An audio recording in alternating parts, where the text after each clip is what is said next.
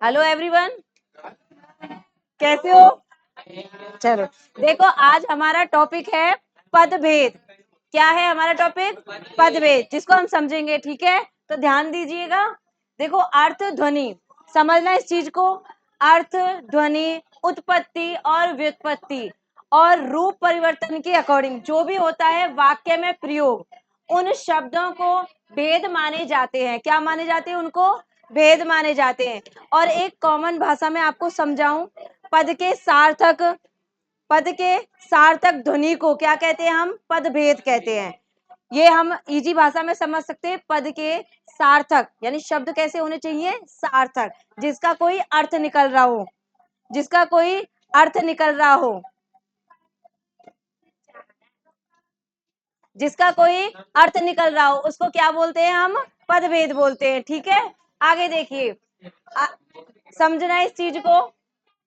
वाक्य में क्या होना चाहिए? इसका प्रयोग। देखो, पहले तो ये शब्द समझ लेना कि शब्द कैसा होना चाहिए? सार्थक। कैसा होना चाहिए? सार्थक का मतलब समझ में आता है आपको? सार्थक का मतलब जिसका कोई सेंस हो, जिस शब्द की कोई परिभाषा हो। ठीक है, जिस शब्द का कोई मतलब निकल रहा हो, उसको क्या बोलेंगे हम? सार्थक शब्द। आगे समझेंगे। देखो, इसका अर्थ उसकी प्रकृति के अनुसार वर्गीकरण, वर्गीकरण बटा हुआ।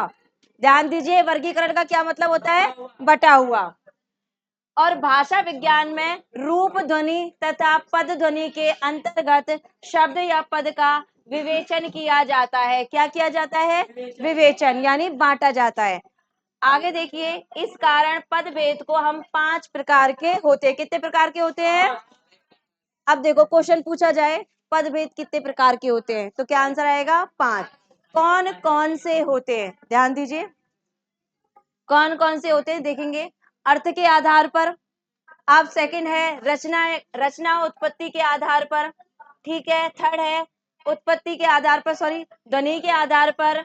और 5 है हमारा रूप परिवर्तन। तो आपको ध्यान रखना है, पदभेद 5 प्रकार के होते हैं। पदभेद 5 प्रकार के होते हैं, आपको दिमाग में बैठा लेना है। अगर आपसे क्वेश्चन पूछा जाए पदभेद कितने प्रकार के होते हैं, तो पदभेद 5 प्रकार के होते हैं। कौन कौन से होते हैं? अगर ऑप्शन में आए ये 4 पद आ जाए या 3 पद आ जाए और एक अदर लिखे, तो आप उसको पहचानना है। तो आपको याद करना है इस चीज को कि कितने प्रकार के होते हैं? 5 प्रकार के होते हैं। कौन कौन से होते हैं? तो अर्थ के आधार पे होते हैं, रूप के आधार पे होते हैं, ध्वनि के आधार पे होते हैं, उत्पत्ति के आधार पे होते हैं और रचना के आधार पे होते हैं। समझ रहे हो कितने प्रकार के हो गए? 5 प्रकार को। आपको ये दिखने में एक अजीब लग रहा होगा कि ऐसे कैसे हो गए, कितने सारा वर्गीकरण है हमें पढ़ने में, लेकिन इजी है। कारण देखो, जैसे अर्थ है, अर्थ का मतलब है कि उस शब्द का कोई ना कोई अर्थ निकल रहा है। उस शब्द का क्या निकल रहा है? कोई ना कोई अर्थ निकल रहा है। जैसे हम बोलते हैं, मुहावरे बोलते हैं हम, लोकोक्ति सुनते हैं।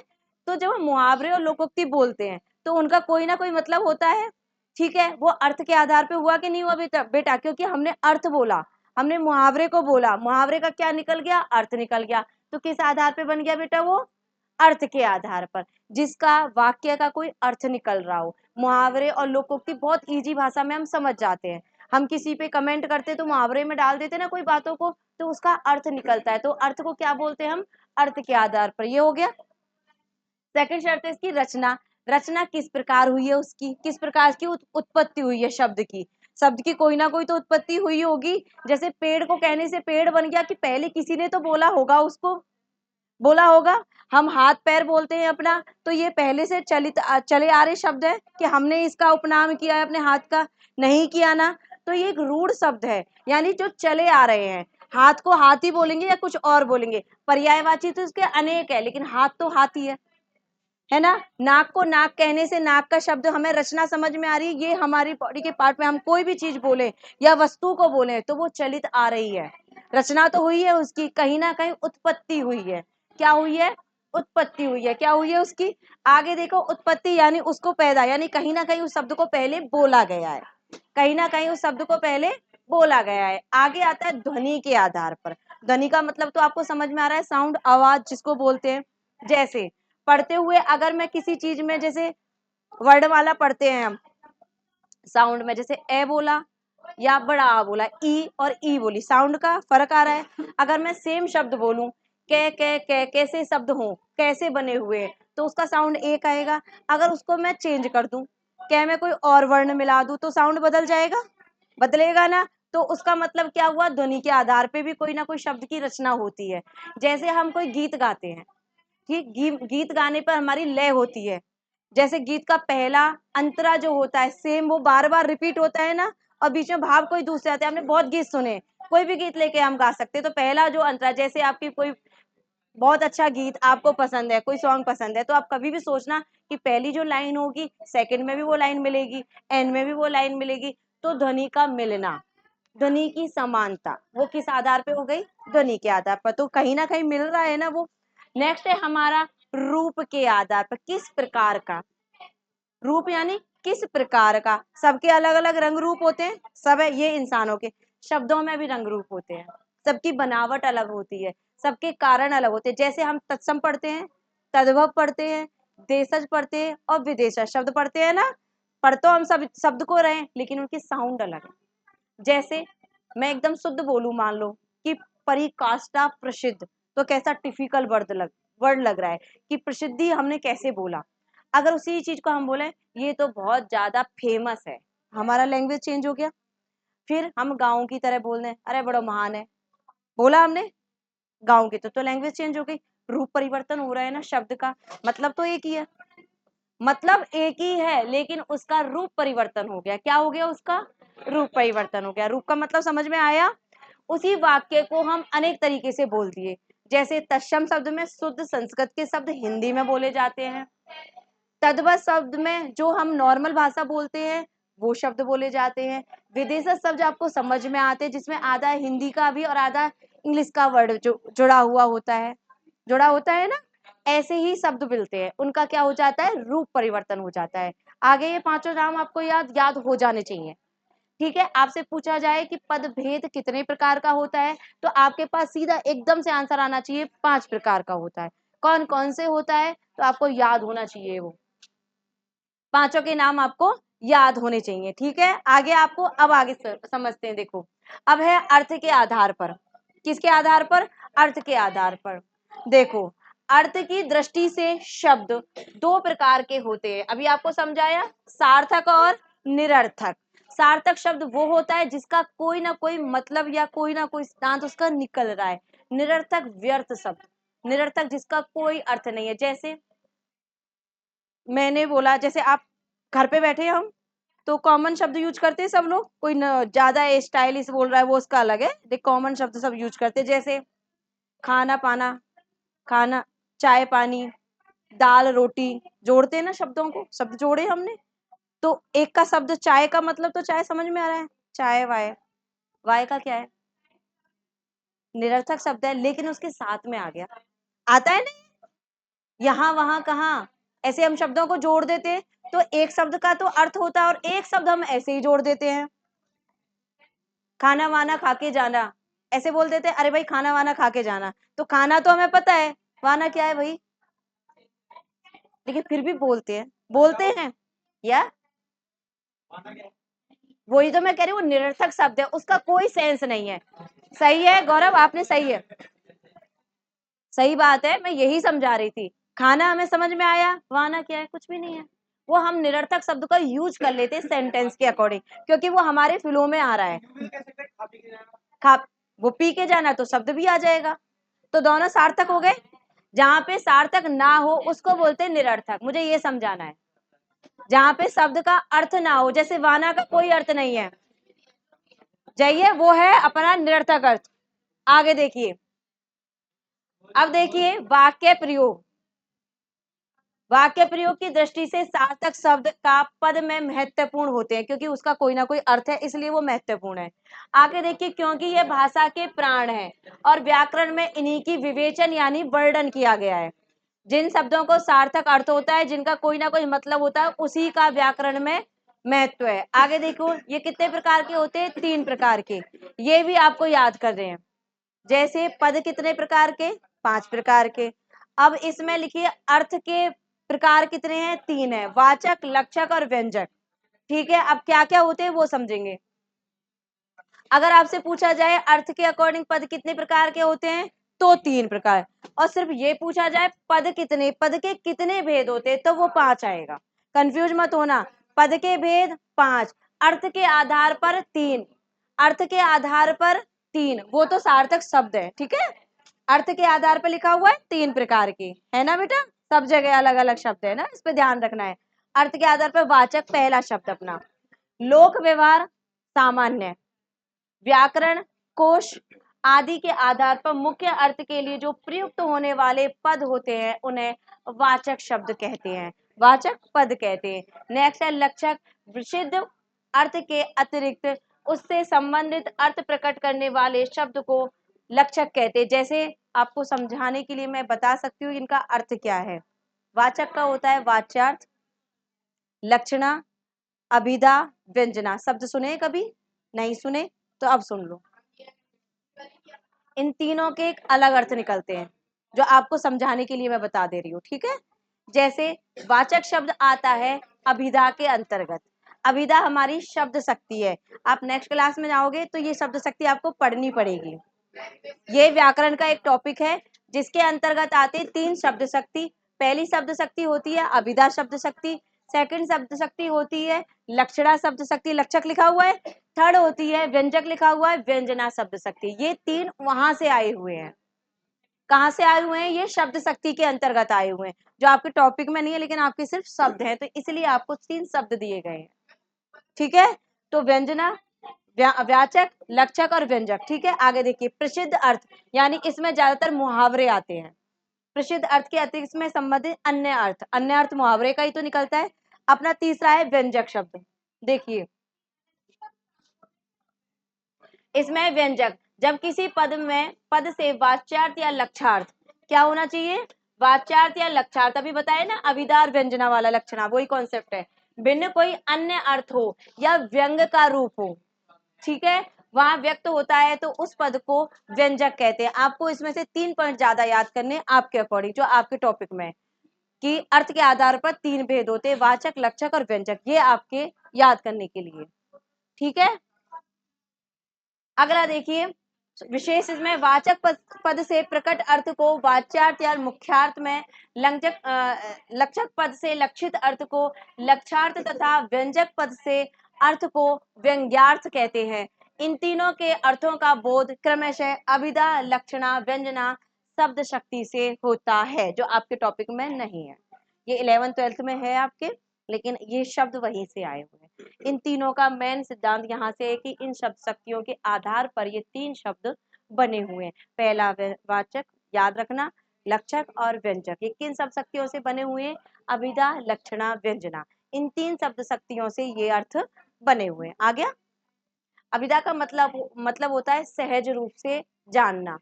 नॉर्मल मैंने कोई सेंटेंस आपको बोला, जैसे मैं पढ़ा रही हूँ, आपको पता है मैम पढ़ा रही है, सिंपल, बिल्कुल आपको समझ में आ रहा है कि हम पढ़ रहे हैं और पढ़ा रहे हैं, बस यही ये कॉन्सेप्ट अभिधा में होता है।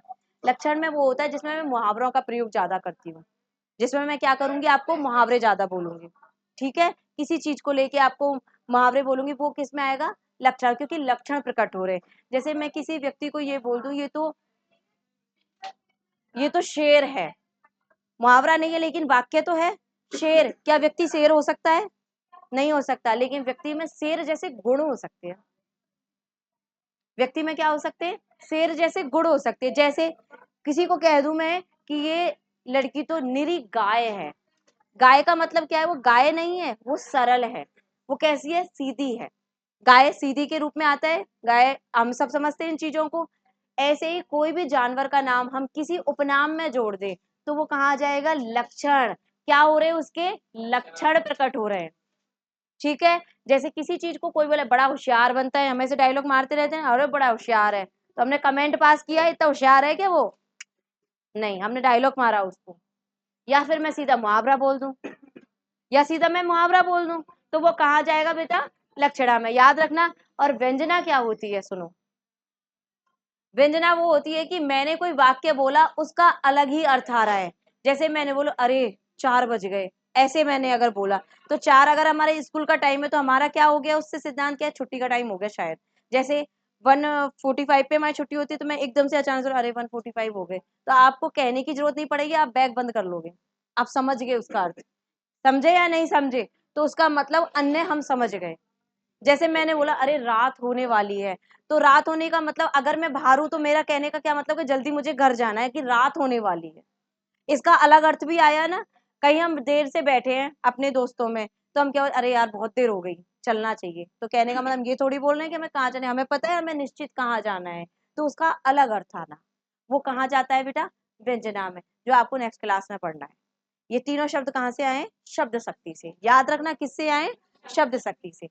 दूसरा कॉन्सेप्ट है हमारा रचना या व्युत्पत्ति के आधार पर। पहला हो गया अर्थ के आधार पर, सेकंड हमारा हो गया रचना के आधार पर। इसको समझ लेना। अभी आपको बताया रूढ़, यौगिक और योग रूढ़, इसके कितने प्रकार हैं? 3। कौन कौन से हो गए? रूढ़ हो गया, यौगिक हो गया और योग रूढ़ हो गया। अब समझेंगे इसको। शब्दों की बनावट व रचना के आधार पर पद के 3 भेद होते हैं। ओके, पहला है रूढ़, जो शब्द किसी अन्य शब्द के योग से नहीं बना, किसी के योग से नहीं बना तथा मौलिक प्रकृति के होते, मौलिक यानी स्वतः ही, खुद से ही। आगे वे रूढ़ कहलाते हैं। अच्छा, धर्म, इसमें लिखा हुआ है, एग्जाम्पल लिखा हुआ है, पढ़ो। धर्म, अर्थ, मोक्ष या ग्रंथ, कुछ भी लिखा हुआ है, 3-4 शब्द लिखे हुए हैं, तो ग्रंथ को ग्रंथ ही बोलेंगे या कोई और शब्द बोलेंगे? पहले से चला आ रहा है ना ये, तो कहीं ना कहीं किसी ने तो कराया होगा इस चीज का। ठीक है, धर्म को धर्म ही बोलेंगे या कोई और चीज जुड़ी हुई है इसमें? नहीं, एक धर्म कहने से सारे धर्म आ रहे हैं उसके अंतर्गत, सिर्फ धर्म बोलने से तो ये चला हुआ शब्द है, इसमें कोई और शब्द के अंतर्गत नहीं आएगा, तो ये अपने आप में रूढ़ हो गया।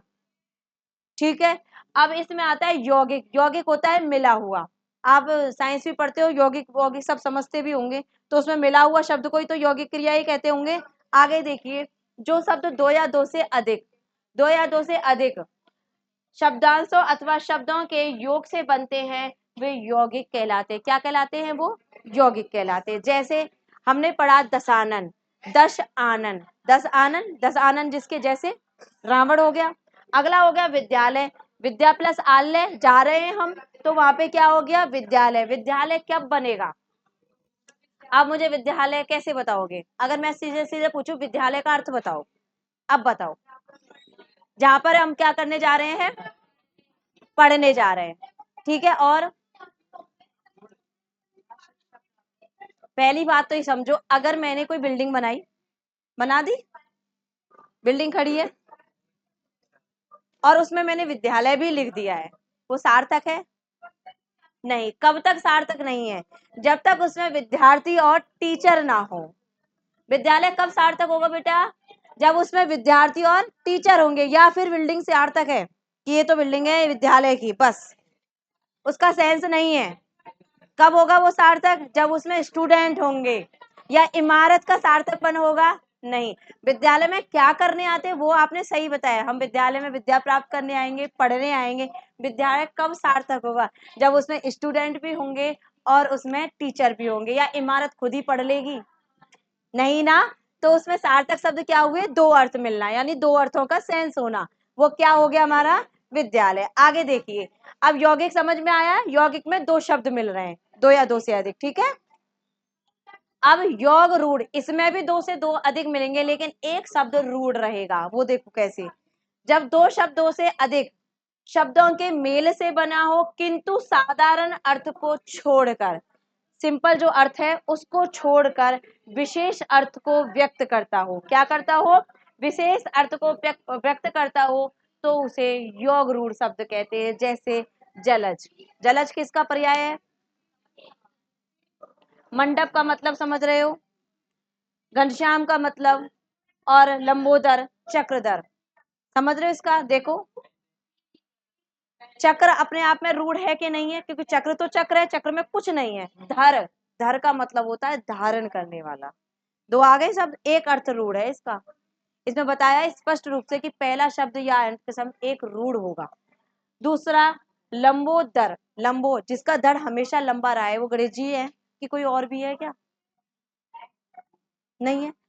जैसे कमल को कमल कहने से उसके पर्याय ढूंढ लो, जलज अपने आप में जलज ही रहेगा क्योंकि जल में रह रहा है वो, तो एक शब्द उसका रूढ़ है और एक उसका चला आ रहा शब्द है। तो इसमें क्या होंगे, शब्द तो होंगे लेकिन एक शब्द रूढ़ होगा। ठीक है, आगे पढ़ेंगे हम। तीसरा पॉइंट कौन सा था हमारा, उत्पत्ति के आधार पर पदभेद। अब इसमें होते हैं 4। अब तक कितने कितने मिले थे, अब तक कितने कितने थे बेटा, 3 3। ठीक है, इसके अंतर्गत कितने हैं, 4। याद रखना इसके अंतर्गत कितने हैं, 4 पद। आगे देखिए, पहला पद है इसका तत्सम, जो हम पढ़ते आ रहे हैं, संस्कृत के हुबहू शब्द हिंदी में आना। देखो, तत्सम शब्द 2 शब्दों के तत् प्लस सम से बना है, जिसका अर्थ होता है उसके समान, अर्थात संस्कृत के समान, जो जैसा है। इसलिए बिना परिवर्तन के संस्कृत में हिंदी में आए शब्द को तत्सम शब्द कहलाते हैं। जैसे मात्र, मात्र मतलब पता होगा आपको, माता के लिए आता है, गृह, ज्ञान, पुष्प, कर्म, हिंदी में भी आते हैं, ये आते हैं नहीं आते, लेकिन शुद्ध है ये। मात्र को अगर मैं माता बोल दूं तो किस में चला जाएगा, तद्भव में। किस में चला जाएगा, तद्भव में। ये किस में है, तत्सम में। ठीक है, क्योंकि इसमें संस्कृत मिली हुई है, याद रखना है ना। ग्रह को मैं घर बोल दूं तो किस में चला जाएगा, तद्भव में। ठीक है, ग्रह को घर बोल दूं तो किस में चला जाएगा, तद्भव में। अगर नेत्र को आंख बोल दूं तो समझ जाओगे ना, चक्षु को आंख बोलूं तो ये शब्द हिंदी के भी हैं और प्लस संस्कृत के भी हैं। तो तत्सम किसकी पहचान है, जहां संस्कृत के कुछ शब्द मिले हों। आगे देखिए, तद्भव शब्द 2 शब्दों से मिलकर बना हुआ है, तत् प्लस भव से बना है, जिसका अर्थ होता है उससे, यानी संस्कृत से उत्पन्न होने वाला उच्चारण या सुविधा के कारण हिंदी में कुछ बदलाव आता है, वे तत्सम शब्द कहलाते हैं। जैसे दूध, सोना, सांप और काम। अब देखो, आप मुझे एक का आंसर दोगे, काम को मैं कार्य बोलूं तो पूछ गया, और सोना को क्या बोले, स्वर्ण। आया ना, जबकि हिंदी में भी आता है। पहचान कैसे कर पाओगे, ऐसे ही करोगे ना शब्दों को देख के, क्योंकि हमें इजी लग रहा है यहाँ पे पढ़ना। स्वर्ण को बोलना कितना अजीब लग रहा है ना, बहुत अजीब, कठिन सा भी लग रहा है, तो वो कहाँ चला गया, तत्सम में। सोना हम नॉर्मल बोल रहे हैं तो कैसा लग रहा है हमारा, तद्भव। खेत किसको बोलते हैं, क्षेत्र बोलते हो, आप संस्कृत पढ़ते हो, क्षेत्र बोलते हो ना, क्या बोलते हो, यही बोलते हो। तो जहाँ पे संस्कृत के कुछ शब्द आए हिंदी में वो तत्सम, और जहाँ हिंदी ऐसे की ऐसे आ जाए वो तद्भव। पहचान जाओगे। अगला देखिए, अब आता है हमारा देशज। 2 शब्द कौन कौन से पढ़े हमें, तत्सम और तद्भव। तीसरा शब्द कौन सा है हमारा, देशज। स्थानीय बोलियों के प्रभाव से अथवा जरूरत के अनुसार बनाकर, जरूरत के अनुसार बनाकर प्रयोग किया जाता है, उन्हें देशज शब्द कहते हैं। जैसे पेट, पगड़ी, खिड़की, गाड़ी, पिल्ला आदि। हंसना नहीं है, ऐसी शब्द है, और कुछ भी बोल सकते हैं हम उसको। ठीक है, इसको इजी ढंग से बोल रहे हैं हम। देशज देश में बोले जाते हैं ऐसे शब्द ही बोले जाते हैं, या कुछ अलग बोलते हैं, ऐसे ही बोलते हैं, कॉमन शब्द। ठीक है, आगे देखो, विदेश हिंदी में जो शब्द फारसी, अरबी, अंग्रेजी आदि विदेशी भाषाओं से अपनाए गए हैं जाते हैं, उन्हें विदेश शब्द कहते हैं। जैसे आदमी, ये एक फारसी शब्द है, हम बोलते हिंदी में है ना, फारसी है। ओके, अरबी शब्द भी होते हैं, हम बहुत सारी चीजें बोलते हैं जो अरबी में भी हैं। जैसे चीनी कहाँ का शब्द है, चीन का। क्या क्या कर, मैं हाँ यही बोले, कुछ शब्द ऐसे जो हम बोलते हैं कॉमन, लेकिन वो यहाँ के नहीं है। जैसे अरबी, अरबी एक खाते भी है ना हम, अरबी की सब्जी, वो यहाँ का नहीं है। चाकू भी नहीं है, बहुत ऐसी चीज है जो यहाँ की नहीं है, तुर्क की है, कोई कहीं की है। तो उन शब्दों को हिंदी में मिला हुआ रूप, हिंदी में वो शब्द मिल जाते हैं, तो वो कैसे शब्द में आएंगे, विदेशज, यानी बाहर से आए हुए शब्द। ठीक है, इम्तिहान, गिलास, रेल, स्कूल, टिकिया। स्कूल तो अपने इंग्लिश में आ जाता है। ठीक है, ये शब्द हमारे अरबी, फारसी, देशज शब्दों से आए हुए हैं। तो ध्यान रखना, हमें क्या याद रखना है इसमें से, ये 4 प्रकार के होते हैं। तत्सम होता है, तद्भव होता है, विदेशज और देशज, ये 4 प्रकार। ऑप्शन में अगर इसमें से कोई अदर आए तो पहचानना है आपको। पहचान कैसे कैसे करनी है अभी आपसे पूछूंगी मैं, ये कौन बताएगा? अर्थ के आधार पर कितने प्रकार के थे? अर्थ के आधार पर 3 ही थे, और पद के आधार, पद के भेद 5। ठीक है, पद के भेद 5, अर्थ के आधार पर 3। ओके, और रूप हमने क्या पढ़ा इसमें अभी? ध्वनि के आधार पर इनको पढ़ रहे हैं अभी, तो वो कौन से थे? 4। ध्यान रखना 3 3, और ये कितने का है? 4 प्रकार का। अब आता है हमारा लास्ट, रूप परिवर्तन। नहीं, ध्वनि, सॉरी, ध्वनि। ठीक है, कौन सा पढ़ रहे हैं हम? ध्वनि। ये पद कितने प्रकार के हैं? 2 प्रकार के। कितने प्रकार के? 2 प्रकार के। जैसे वर्णात्मक और ध्वन्यात्मक, वर्ण के आधार पर और ध्वनि के आधार पर। जिस शब्द या पद के वर्णों का, जिन शब्द या पद के वर्णों का अलग अलग स्पष्ट उच्चारण किया जाता है वे वर्णात्मक कहते हैं। जैसे ज्ञान, अमर, करुणा, चंद्रमा आदि। अब मुझे ये बता दो कि कैसे कैसे इसका अलग अलग है। कभी ये क्रॉस क्वेश्चन भी किया करूं वर्णात्मक का। सारे वर्ण अलग हैं कि नहीं है? दिख रहे हैं ना? जैसे ज्ञान में गे पहले आ रहा है, वर्ण की कोई क्रम नहीं है ना, कोई क्रम नहीं है, क्रम नहीं है। अमर में ए पहले आ रहा है, करुणा में क पहले आ रहा है। ए किस में आता है बेटा? स्वर में आता है। क किस में आता है? व्यंजन में आता है। च में भी आ रहा है व्यंजन। तो वर्ण अलग अलग है। आगे देखिए ध्वनि। अब देखेंगे ध्वनि के आधार पर, जिन शब्द और वर्णों का विभाजन नहीं किया जा सके। क्या नहीं किया जा सके? विभाजन। और किसी ध्वनि के अनुकरण पर उसकी रचना हुए वे ध्वन्यात्मक कहलाते हैं। वो क्या कहलाते हैं? ध्वन्यात्मक। जैसे अभी हमें जो साउंड आ रहा है, ध्वनि के अकॉर्डिंग हम उसको पहचान सकते हैं कि वो कहीं ना कहीं किसी का प्रोग्राम चल रहा है। ओके, यही कह सकते हैं हम। आगे देखो, अब आ रहा है नगाड़े का। अब इसमें लिखा भी है एग्जाम्पल के लिए, नगाड़े की टंकार। नगाड़े में एक साउंड होता है। वीणा की झनकार। वीणा कैसी होती है? झनकार। आगे देखिए, कुत्ते का भौंकना, पक्षी का कूकना या चहकना, ये किस में? हमारे ध्वनि के का। इसका एक अर्थ होता है, देखो हम बाहर जैसे खुले में बैठे हुए हैं और पक्षियां उड़ रहे हो, तो कभी कभी हम पक्षियों की चहचहाट से समझ जाते हैं कौन सा पक्षी है। तो वो ध्वनि से सुनते हैं हम उस चीज को। आंखें बंद हो तब भी हम पहचान जाएंगे पक्षी बोल रहा है कि मेढक बोल रहा है कि मोर बोल रहा है या कुछ और। तो किसके आधार पर पहचाना हमने? ध्वनि के आधार पर। लास्ट है हमारा 5 नंबर का, रूप परिवर्तन के आधार पर। देखो वाक्य पद में प्रयोग अनेक अर्थों में होता है, जिस कारण अर्थ में क्या होता है? परिवर्तन। इस दृष्टि से कितने प्रकार, इस दृष्टि से कितने प्रकार के होते हैं? 2 प्रकार के, जो आपने पढ़ भी रखा है, विकारी और अविकारी। आराम से पढ़ रखा है ये आपने। विकारी कितने प्रकार के होते हैं? 4। और अविकारी 4। चारों 4 4 प्रकार के होते हैं। ध्यान रखना है, संज्ञा, सर्वनाम, क्रिया, विशेषण। और अविकारी में समुच्चय, विशेषक, विस्मयादि समझ। ठीक है, ये 4 उसके अंदर, अविकारी के अंदर और विकारी के अंदर संज्ञा, सर्वनाम, क्रिया, विशेषण। जिनमें परिवर्तन होता है वो विकारी, जिनमें परिवर्तन नहीं होता है वो अविकारी। हो गया? तो कोई डाउट इस चीज में? आपको अच्छे से रीड करनी है, ये चीजें अच्छे से समझना भी है, पढ़ना भी है। ठीक है, चलो, थैंक यू बेटा।